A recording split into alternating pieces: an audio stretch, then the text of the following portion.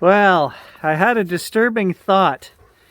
Yesterday I had two kids trespass down our trail and come through on a snow machine and a four-wheeler. And I mentioned in a video, I thought, well, you know, I have trail cameras all through the bush back there.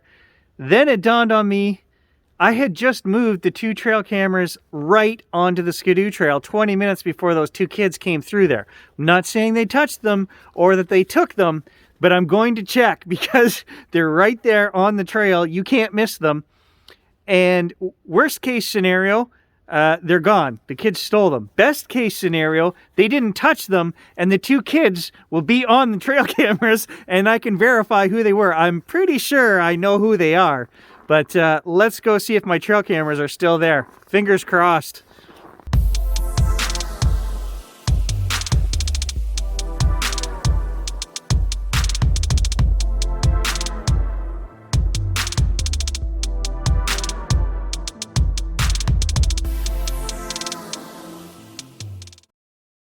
Well, the stupid Arctic has let me down again. I just rode it yesterday for a couple hours and it won't start again. It won't even boost. I'm getting 2 error codes. You know, I've had it with this machine.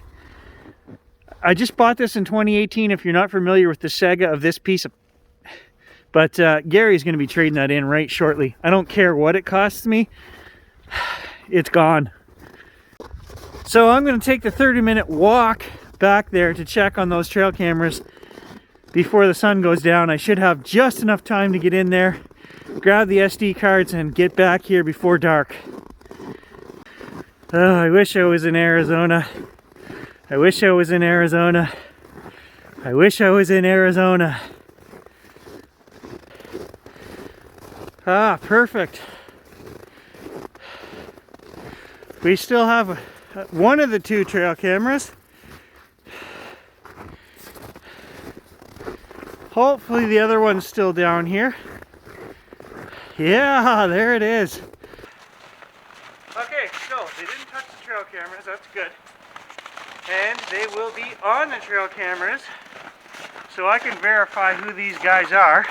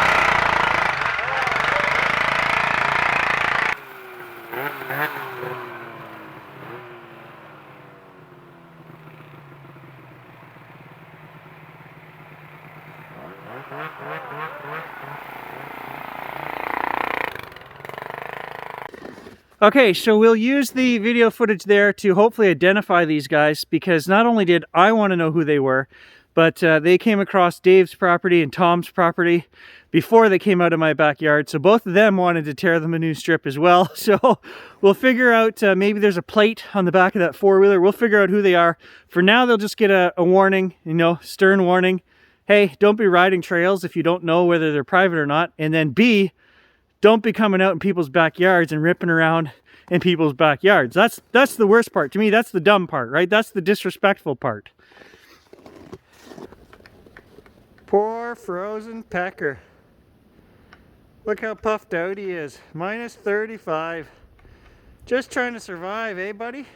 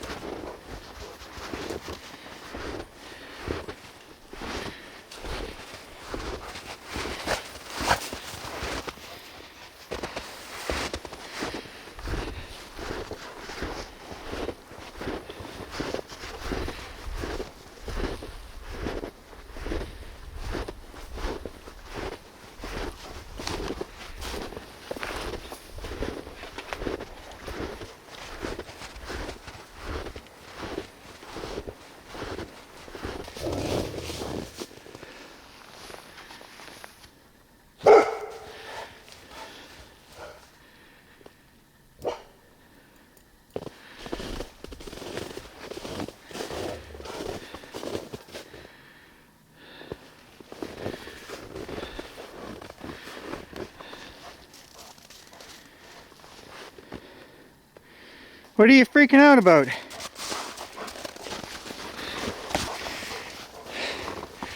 I was just gonna do my intro. We just came through the bush, no trail, and hit my Snowmachine trail here. And Gage stopped, hackles went up, barked a couple times. I don't see anything or anyone. That's why I'm out here right now.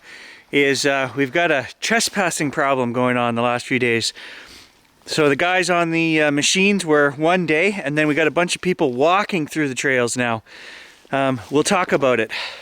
So it finally warmed up a little bit. It was still minus 30 last night, but today, right now, minus 12 degrees Celsius. So cameras will actually work a little better. We can get out and go for a walk. I was talking to Dave the day after I chased those kids, and he came through the following day, and there were people snowshoeing coming down the trails. Apparently what's happened, we've talked about these snowshoe trails that they put in at the back of our properties.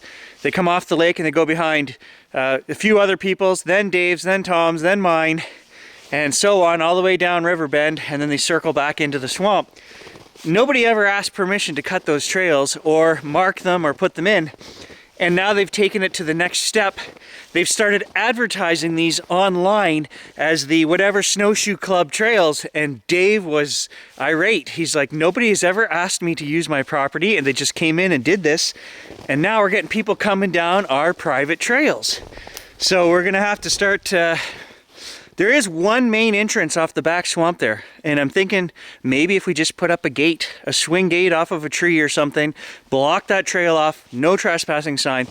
Dave did have signs up before, and the dirty beggars tore the signs down. So I'm gonna hike the big loop way out into the big swamp today with Gage just to get him some exercise. We'll talk along the way, and anyone I meet on these trails, I'll just give them the friendly, by the way, you're on private property, head back to the main swamp, and away you go. Hopefully we don't run into anyone, but... So yesterday I woke up and in my email I received a bill from our local internet provider. They do the cable TV and the internet.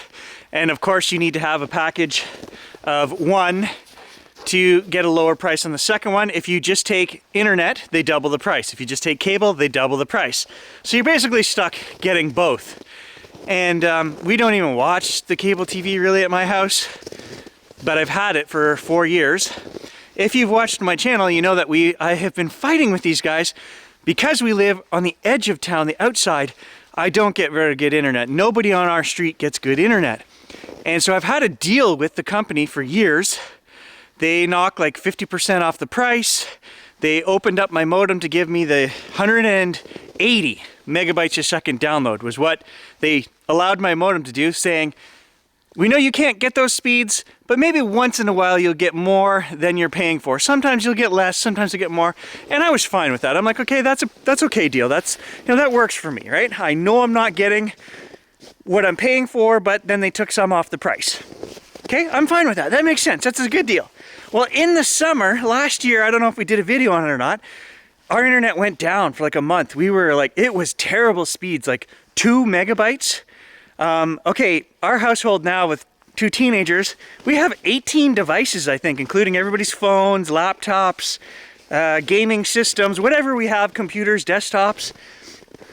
And trust me, 40 megabytes will not do it. Tom's running 40. And I was running 120 at that time. And this is when they made the deal to bump me up again to 180 and not raise my price. Well, apparently when the internet was down in the summer, they fixed it. They put in 5 lines, okay? So here's the annoying part.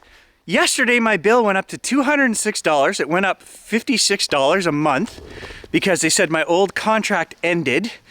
And even though they had just given me this new deal in June when they were here working, and I thought it was for 2 years. It's always 2 years when you deal with these guys, right? So I called them and they can't do anything about that. I got to pay the extra 56 bucks this month because I didn't catch it in time. So that kind of burned my butt. And then something good came out of it, but it also made me angry. The good thing was the woman says, oh, you have 5 in your area now. She looks up, since June. And I'm like, oh, are you kidding me? So when they replaced all those lines and everybody was down, that's what they were doing. But they never told any of us. The reason I know is we may have had a few drinks over at Brandon's the other night, and there was a bunch of us neighbors sitting around, and I asked them all, because they're all on the same internet provider, and every one of them, we've all had problems. They're like, no, what? we never heard anything. So it was news to me. Here's the annoying part. The woman says, you already have all of the hardware necessary for me to give you 5 internet. And I'm like, huh? Like, I have a modem that couldn't even give me 100 megabytes for the last 4 years. It's the same modem. She says, I just have to flick the switch and turn you on. And I'm like, okay, sign me. What's it gonna cost? Sign me up. So she goes through, she reads, you know, I have a novel with these guys, like, you know, 50 pages of complaints. Technicians have been at my house a dozen times in the last 5 years. And Kojiko always says, oh, it's your house. There's something wrong with the line in your house. Then the technician comes out and he clears the house every time. And you can't argue with them and say, no, you've had technicians clear my house, because they always say it needs to be done again and you got to pay to have it. Oh. Anyway, so she flicks the switch yesterday and immediately I start getting 960 megabytes download. My upload went to almost 50. So my internet speed just increased 10 times. And it's costing me $3 a month more than I was paying. That's the annoying part, is that I've been complaining for literally 5 years, right? 12 technician visits, all this other stuff. I can't switch. Bell doesn't have any. I'm stuck. I'm married to these guys. There is nobody else that offers internet in this area. And they made zero effort to inform us that this was available. It's only costing me $3 a month more. And the part that makes me angry is they've put a limit on something that shouldn't be limited, right? Like, you can give us this much internet, you should be paying $100 a month or whatever it is, and you get the maximum internet. No questions asked. If we fix your lines and you can get more, you get more. But that's not how it works, right? Because it's all about greed, corporate greed. We've talked about that before. And that's the one thing that Gary, I just can't stand, is corporate greed. Anyway, I'm sure you guys all have the same horror stories dealing with any of these big companies. None of them are different, you know. I did say to my wife, the internet has been working really well. I think we're actually getting the 180 megabytes that they said we won't get. And that's why, because they had 5 lines in here this whole time. So for the last 6 months, I could have had 5 for $3 a month more. We got it now, and we're locked in for a 3-year contract, so.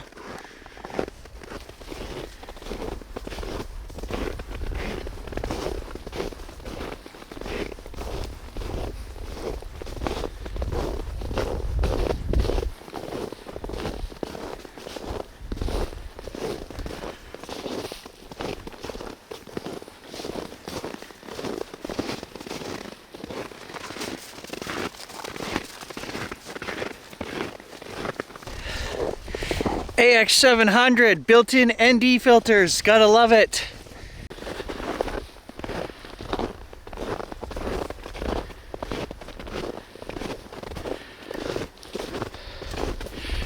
Right here is where I was thinking, guys. This is kind of like a choke point. And if they come through this trail, then they can go multiple paths, right? But right here, if we put a gate across here, that goes out to the big swamp. That would probably stop them from coming through. Here's the snowshoe trail they put in. Here comes Tom.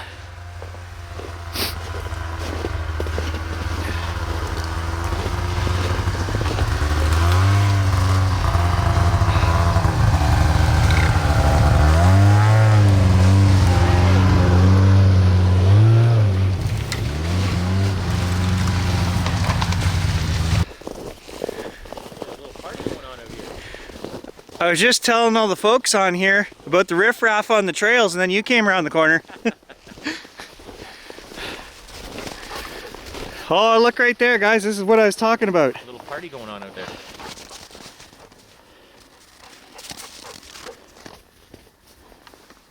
Did you find the sign that they hung up? No. So right there, there's 8 of them crossing the big swamp, doing the snowshoe trails.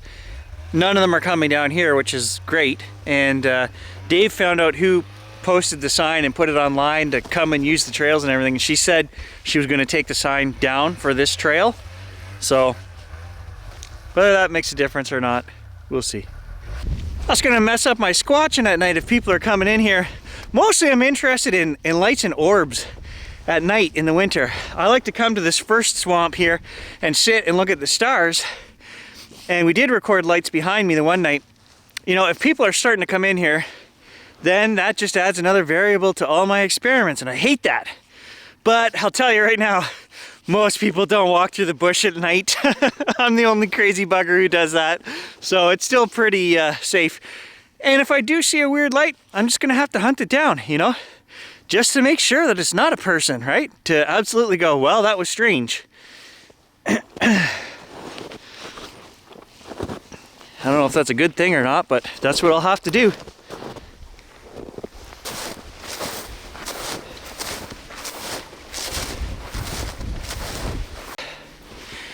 Yeah, even with snow up to your knees, you're still faster to move without snowshoes, just hiking through here.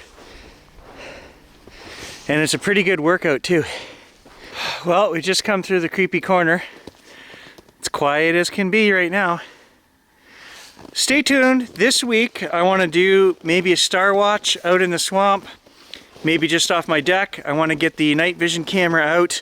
I also want to walk these trails and set up the night vision and point it down, you know, where we have a stretch where I can see 100 yards, just leave it running. Maybe go walk the trail and come back and see if we get anything that may or may not include, you know, some lights or candles set up. I don't know. As long as it warms up. It's just been so cold the last week, we haven't been able to do that, but it's coming. Thanks for watching, guys. I'll catch you in the next adventure.